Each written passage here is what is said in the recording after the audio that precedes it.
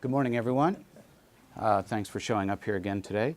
I wanted to crow a little bit about Montgomery County being named by the Robert Wood Johnson Foundation now for the second year in a row as the healthiest county in Maryland. For a long, long time, Howard County had that #1 ranking, and Howard County has a smaller and more homogeneous and just slightly wealthier in terms of median income population than Montgomery County has, and yet for the last 2 years, even though we are more diverse, even though we have larger numbers of less wealthy people, we are the healthiest county in Maryland. So I think that that's something that all of us in the executive branch and the legislative branch should take pride in, and I think it stands to reason that at least some of our efforts in making good health policy, public health policy, in some way contribute. We've been working very hard ever since 2005 to provide access to care for uninsured people. And over the last 2 years, we have cut the number of uninsured people in Montgomery County in half as the exchanges and the Medicaid eligibility has gotten underway. So, you know, call me a nanny all you want, but this is the healthiest county in Maryland. And I think that that's something we ought to take great pride in. I'm also very pleased with our results so far. We're now at the end of the first quarter of 2015. Our next meeting tomorrow will be the last meeting in the month of March. And what if you had a jurisdiction where you had 9 progressive Democrats who all like each other and mostly agree with each other in charge? What you would find is you get a lot done. And that's what we've been doing. As of tomorrow, I anticipate we will have passed, by the time we're done tomorrow, 16 bills in the first quarter of this year. That's more than either of the last 2 years, and we will have passed 2 master plans. So we're very productive, and I think we're showing what it means to have a government that works. And we're all getting along very well. And we're getting along well with our delegation in Annapolis, and the results that they have gotten so far are very impressive. Rich Madalena was quoted saying that the budget coming out of the money committees is the budget that Anthony Brown would have pursued. The funding, operating budget funding for education has been restored, and we're finding here at the very end of the process that we're getting a little bit more on the capital budget as well. It looks like we'll get about $5.8 million from the supplemental grant bill that Delegate Hickson and Senator King championed. That's not as much as we need, but it's more than a lot of people were predicting. A lot of people were predicting that there wouldn't be any extra help for school construction this year. So working together, I think we're getting results, and I think we've got a government that works. So I'll yield and take any questions, find out what's on all of your minds. On the point about the school construction funding, so I've heard that the governor might use it as a kind of bargaining chip for other things he wants in the budget going forward. Do you have any, are you optimistic that it will pass through? Well, the one issue that causes me the most concern is a reduction in gas tax revenue, and I hope that the legislature will not act in such a way that we underfund our transportation priorities. I think that would be a very serious error. Yes, I've read too. I mean, I still haven't gotten a meeting with the governor. I've had a meeting request pending for a few months now. I do have a meeting scheduled with Secretary Ron, but not with the governor. So I haven't discussed this face to face with the governor, but what the media is reporting is what you're describing, that the governor wants to get some wins out of this session, and in the closing days of the session, he's holding out to get some wins on his agenda items. So, we'll see how the negotiations play out. Obviously here at the county council, we're not party to any of these negotiations. So with regards to the ad hoc with us being ranked #1 in terms of health and what we heard from public health officials, did that change your stance at all on anything from what you heard from public health in terms of the effects that liquor can have? Right. So Dr. Jernigan's testimony was very strong and very instructive.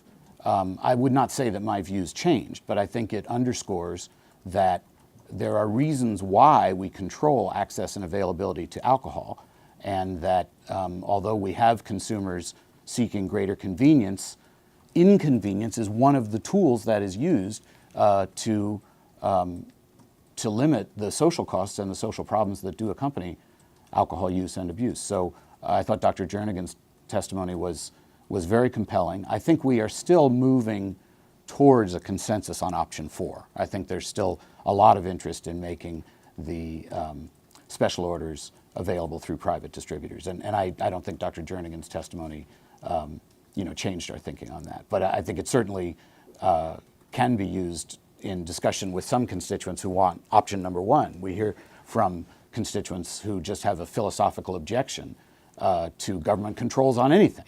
And when you speak to those constituents, if you say, well, there's a high correlation between alcohol use and domestic violence, they don't want to hear that because they don't believe they would ever be prone to domestic violence.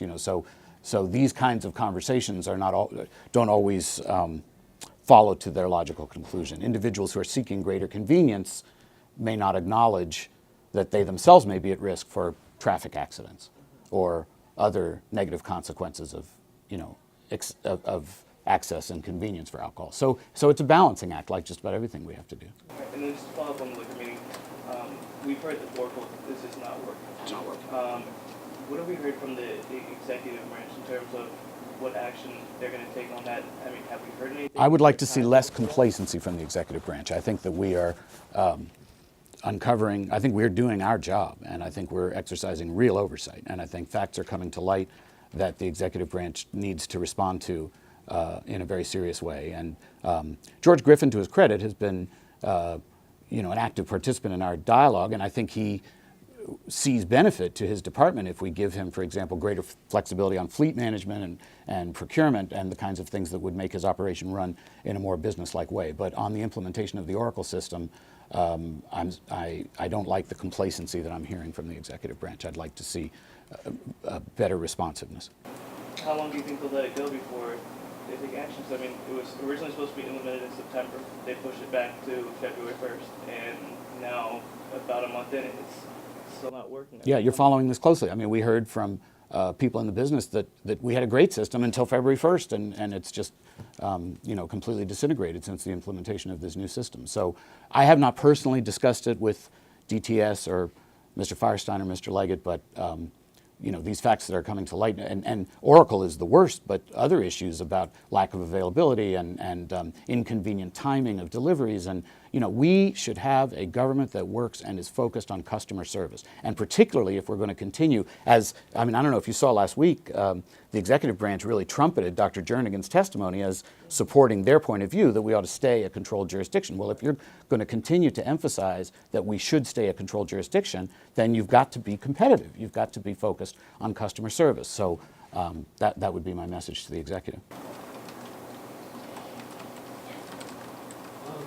Did you hear anything downstairs this morning in terms of testimony that inclines you maybe to agree to cut out that fields?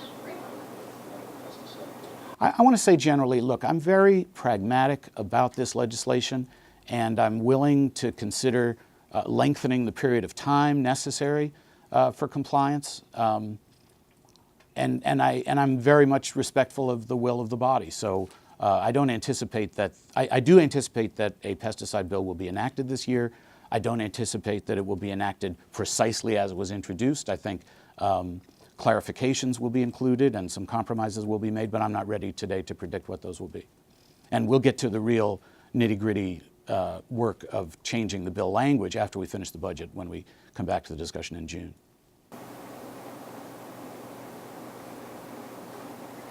I was talking to Van Hollen the other day, and he says there's about 100 jobs in Bethesda, maybe more, through the HHS, federal HHS, that could be leaving and going to Utah, and that these were supposed to be part of that Heartland building that we renovated and, made room for those, and now they may not be coming there. Have you heard of this, and what would be your position on possibly losing these jobs and doing all the investment and having their investment as well in the program?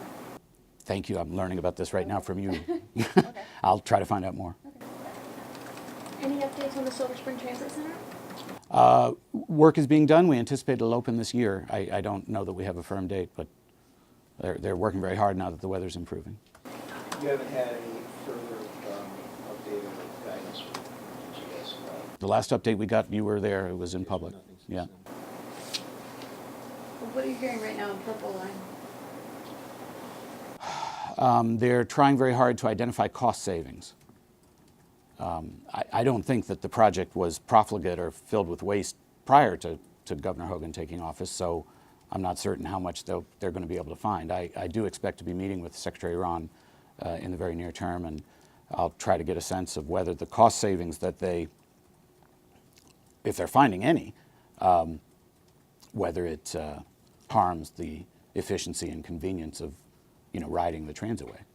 We don't want changes that would reduce ridership. The point is to give people a choice to be able to get out of their cars. So if you save money too much and you make a system that's not desirable, quick, efficient, convenient, that would defeat its purpose.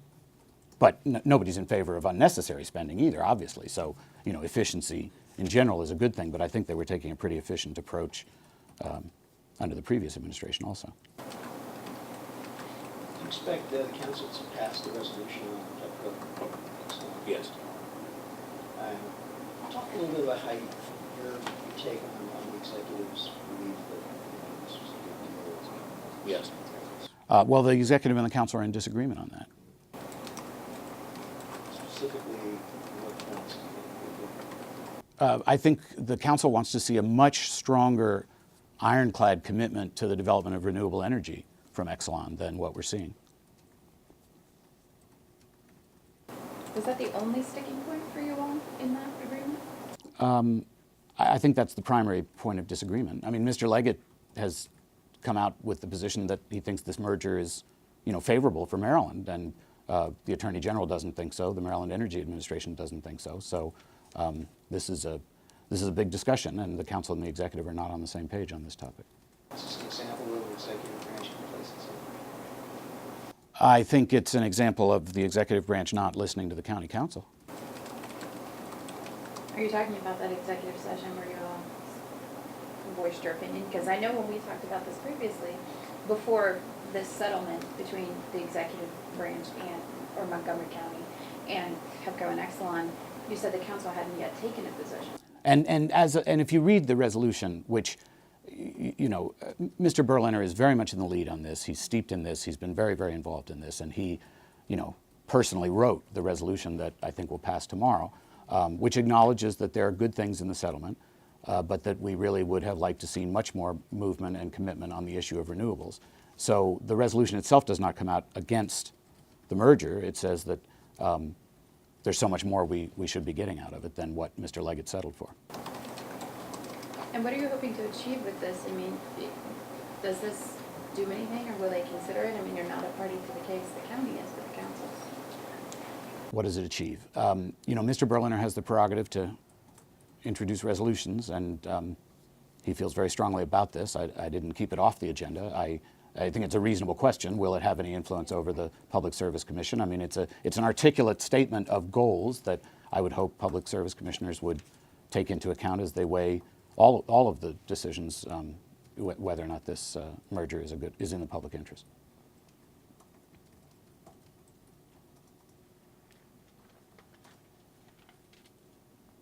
Anything else? You have a good weekend?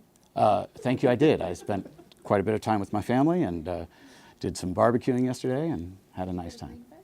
I didn't have a chance to go to Greenfest. I wish I had. I was on a panel at the Conference to End Poverty, and then I had to get my son to Dulles Airport to get him home from spring break. So I couldn't get him to the airport late, and I didn't have time to get to the Greenfest. Did you go? I was not able to. Yeah. Anything else? Good. Thank you all for coming to these. I really appreciate it. Always good to see you.